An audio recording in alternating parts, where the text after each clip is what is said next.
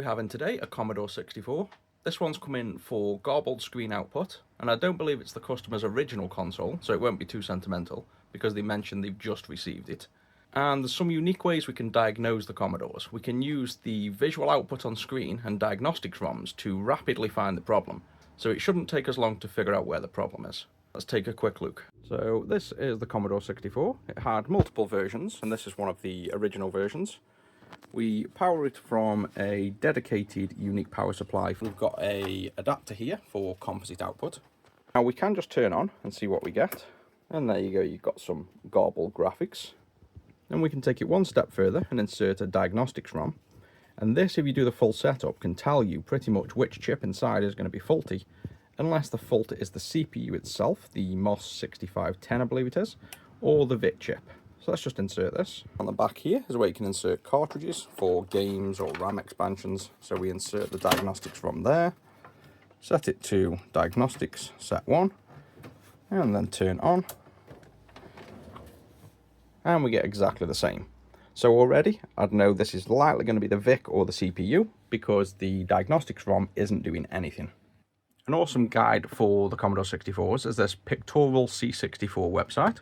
And if we scroll down here, we can see a whole bunch of visuals that help to identify where the problem's coming from.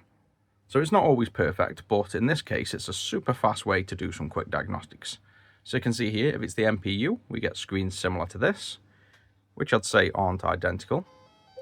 And if we go down, you can actually hear there as well, that's the diagnostics ROM running. So it's not going to be the MPU, because the MPU is running.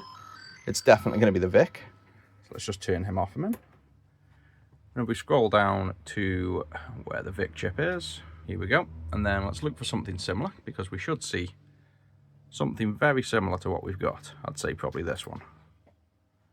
So you can see here, that's a good enough representation of what we see when we turn this on. And also going by the fact that, as you heard, the ROM chip is actually running because we've heard the audio output. So if we just take a look inside this, you can see already the cage is missing, and this is where the VIC is. And I'd say somebody's already swapped that, because look how clean that chip is compared to these. These have got, you know, actual dust on the chips. But what somebody could have done is swapped this for a dead VIC and sold this unit, knowing that the only option for a new VIC is to buy effectively a donor console to pull the chip from, or at the minute, very expensive FPGA clones. Let's just start with swapping this out. It's already socketed, so it's easy to remove. And if I just take a bent tweezer to get in the gap, lift up there, and then we can get in this gap here easily to lift up in the corners. That's the old VIC out. And just before chucking a new one in, we can use this tester, the Backbit Chip Tester Pro. We can go to MOS specific, and we can select the 6569 VIC2, which is this chip.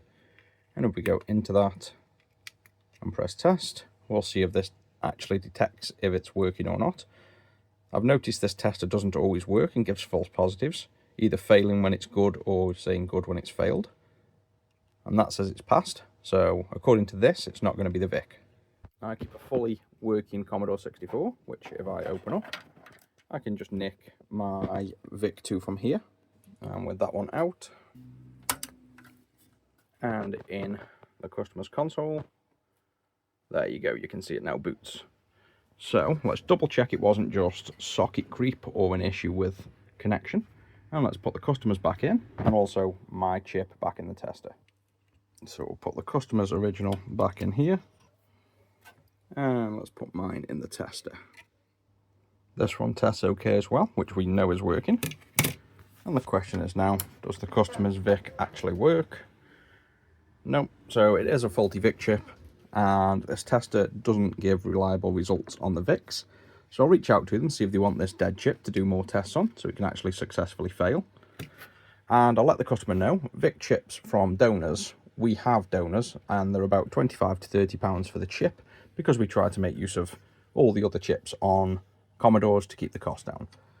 If the customer wants to go ahead with that, I'll run the full test and make sure everything else is working, and then we'll get this one back to the customer.